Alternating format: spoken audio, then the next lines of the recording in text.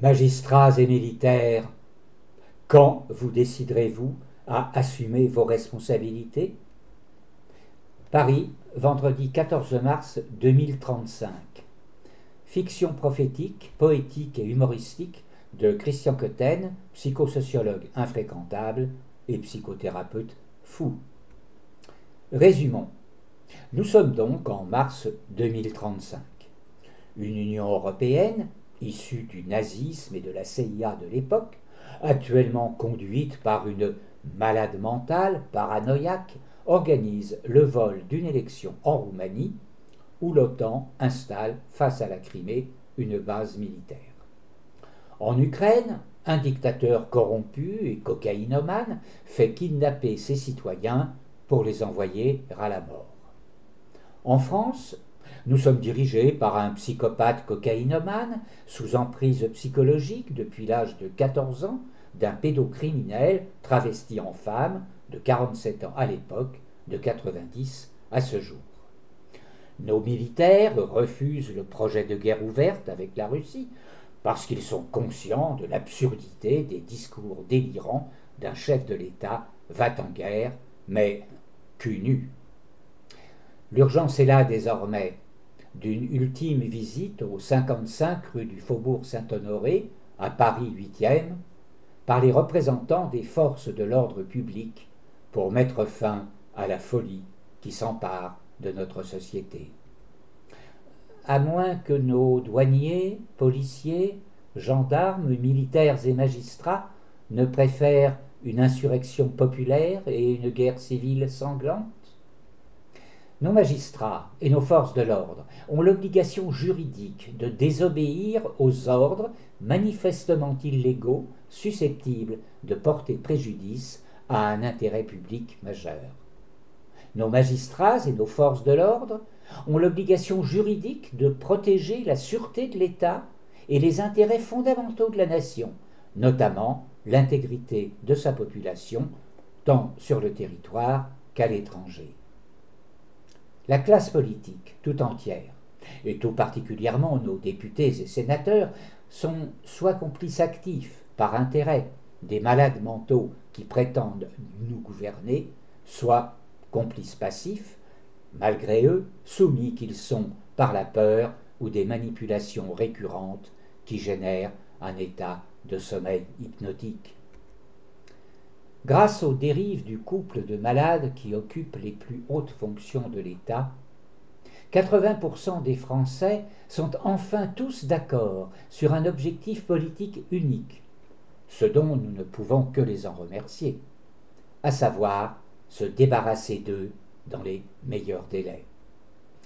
Mais la volonté du peuple souverain ne peut à ce jour être mise en œuvre par une caste politique en faillite spirituelle, morale, intellectuelle et politique, radicale et irrécupérable.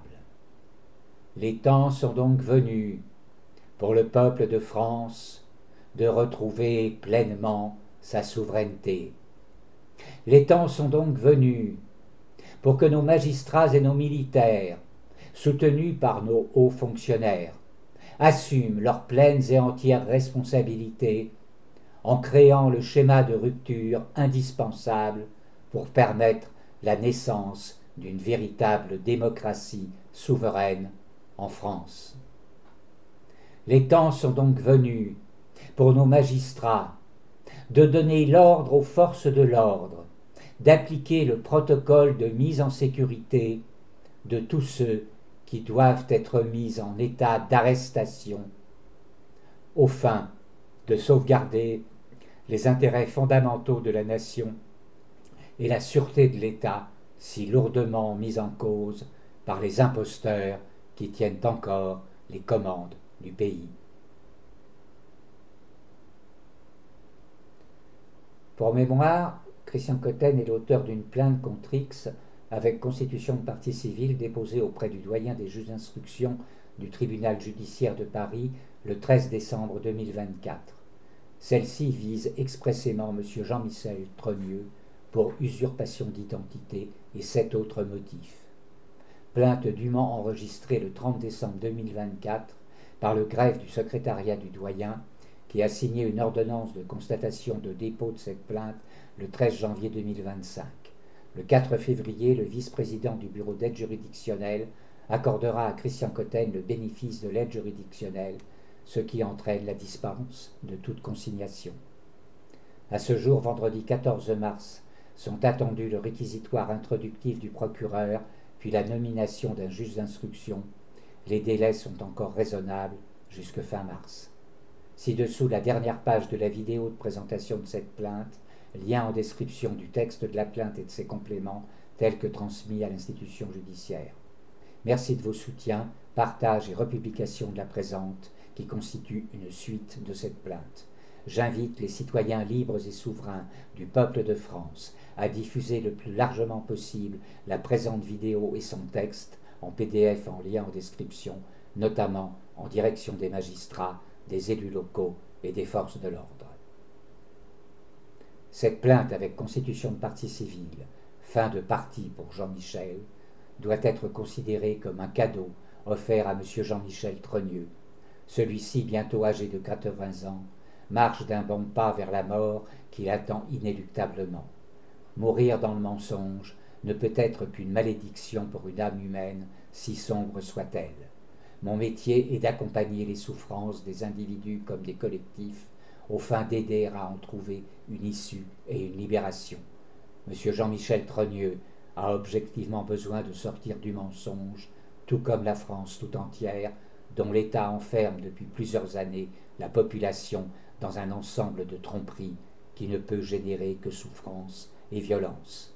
Puisse cette plainte achever le processus d'euthanasie du cadavre chaud de la République finissante et ouvrir la transition dont notre pays a besoin vers un nouveau régime politique fondé sur la bienveillance de tous envers chacun, sur la paix et sur la prospérité. Puissent les énergies du féminin sacré nous soutenir sur ce chemin vers un futur déjà dessiné où se dissoudront les forces les plus maléfiques qui emprisonnent l'humanité tout entière depuis trop de temps. Crédit, peinture, Armageddon, huile sur toit d'Isa Sator, portrait, photographie de Christian Cotten par Ingrid Hoffmann.